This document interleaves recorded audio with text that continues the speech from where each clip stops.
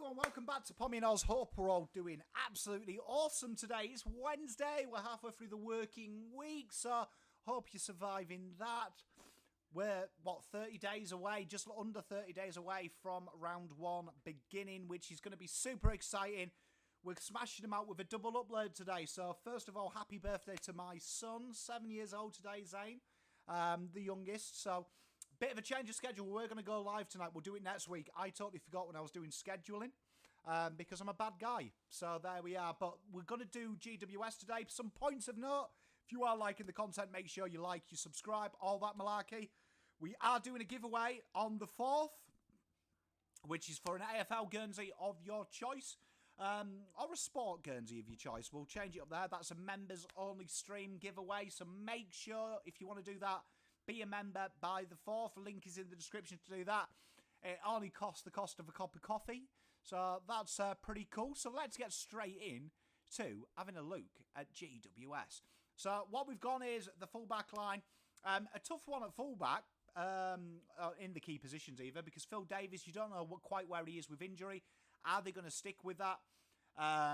Lee Kalia is by all reports flying at the moment. But we have got Keith in that position with Nick Haynes and Cummings either side of him.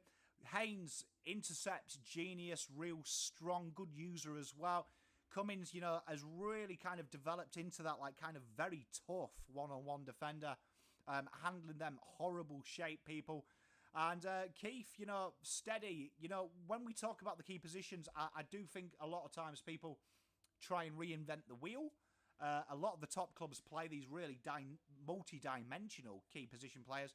But genuinely, having a big, tall guy who just holds his shape, holds the key defender off, is really the staple for all of them. Then you have the creativity around them.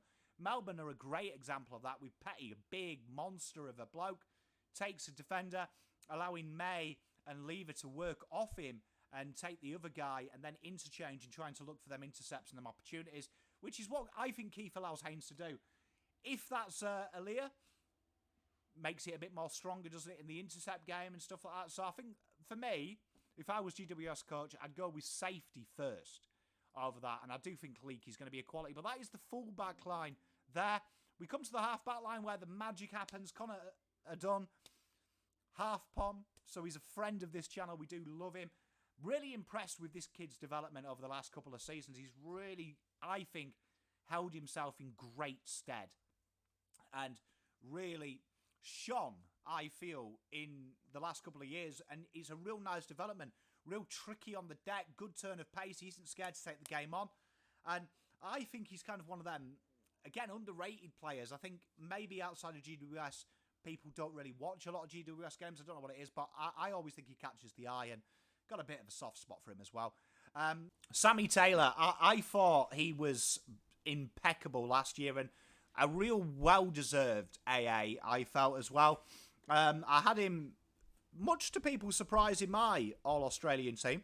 But I think he's really becoming a solid, one of the top defenders in the league.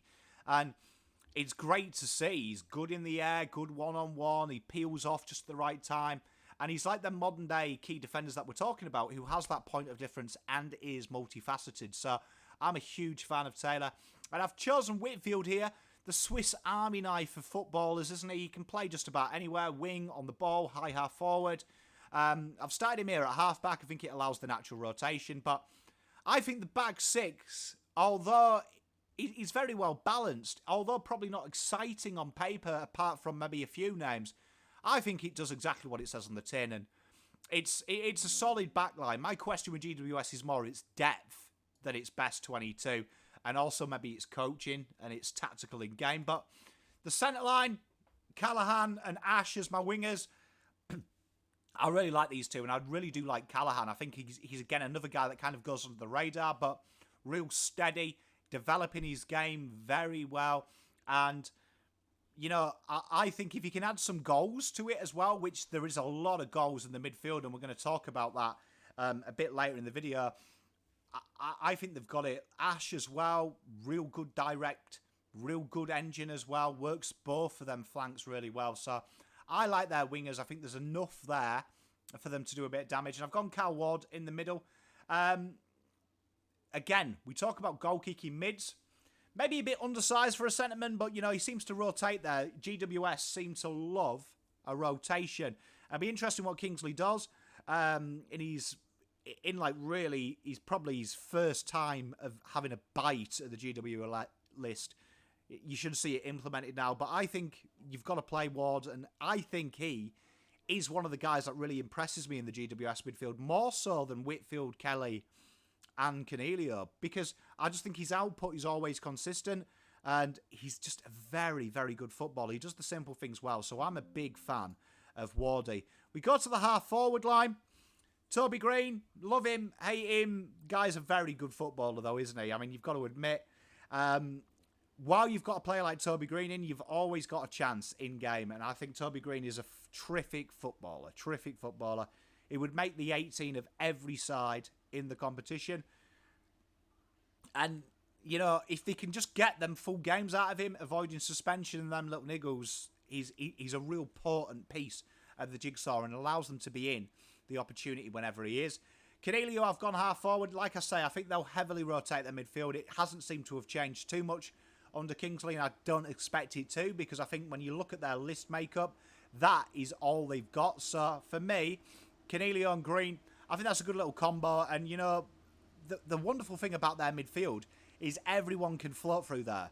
So that is probably their biggest strength, the fact that they have so many rotations. Harry Himmelberg, it's going to be an interesting one, because I thought he was sensational down the back. Now, is there an argument that you play Cadman and you trust Hogan to have the full year, and Himmelberg is kind of that stopgap, playing in the back half and then playing pinch hitting in the forward line? I think they'll go full. They'll get him in the forward line full time with the option of pinching him down the back. I just think Himmelberg is too good to not be a forward. I think he's wasted down the back. I really like what he does. He was really impressive down the back, it has to be said. But I just think that, he's recruited for a forward. I think that's where his potency is. And that is probably my question mark of GWS. Their tolls. Their tolls, I think, is where you can get them. But Himmelberg, I think, is a good centrepiece, in my opinion, for what GWS are going to build.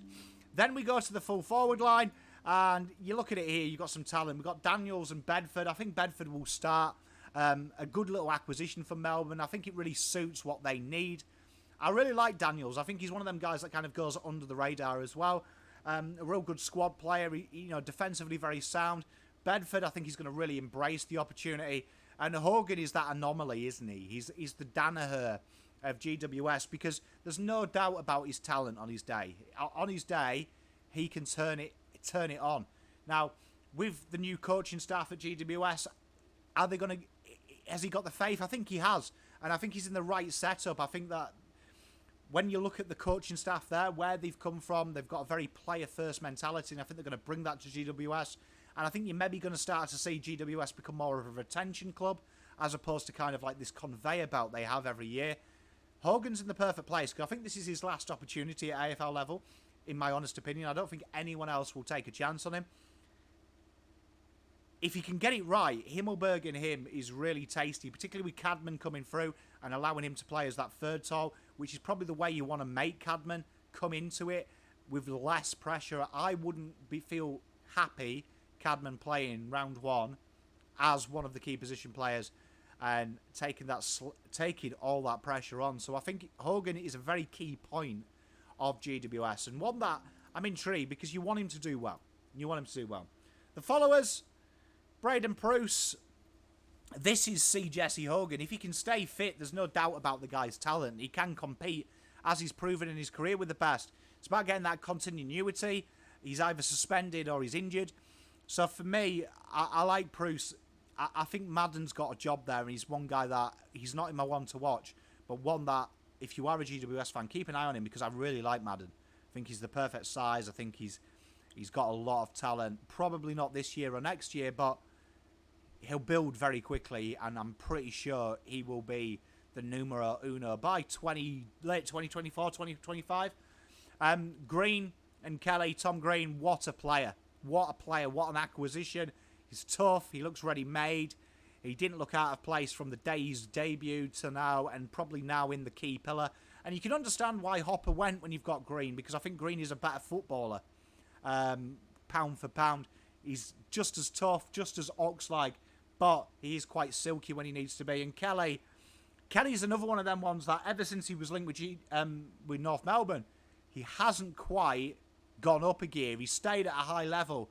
But I feel like there's another level to Kelly's game. Now, I don't know if that's because there was so many midfielders with TT and Hopper there. Maybe now we're going to see a different side of him. But I think Kelly this year, we've got to have an incredible year from him. And I think he's due one. And his years have been really good. But I think this guy here is a game breaker. Like Whitfield, like Cornelio can be. I think there's another level we haven't seen. And I'm really excited about seeing Kelly's year this year. Because I think it's a big, big year for him. On to the interchange then. We've gone Riccardi. I think Riccardi offers that protection. Trialled a bit down the back. But I think, again, they do need that third little bit of a toll. I like Riccardi. And I liked him before he traded as well. I think there's something in him.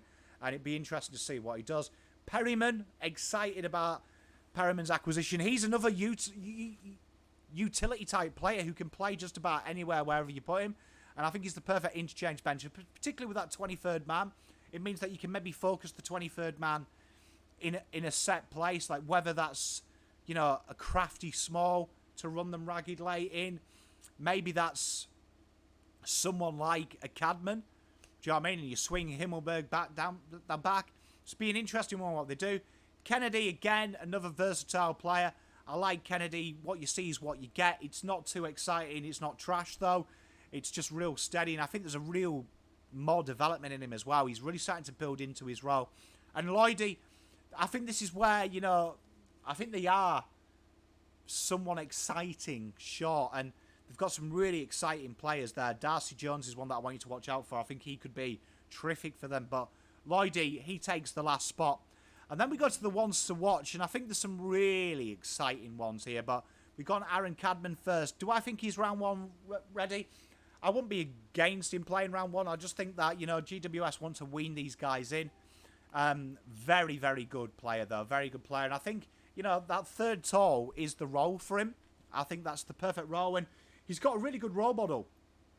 Jesse Hogan is considered small for his position. Cadman isn't monstrous, so perfect way. And I see a lot of baby Jesse Hogan in Aaron Cadman, to be honest. So I think the more they can state level this guy and just iron him up a little bit and then release him when he's got some basic tools that, you know, competing with the bigger bodies and stuff, I think that's the safe way. Angwin, I really like this kid.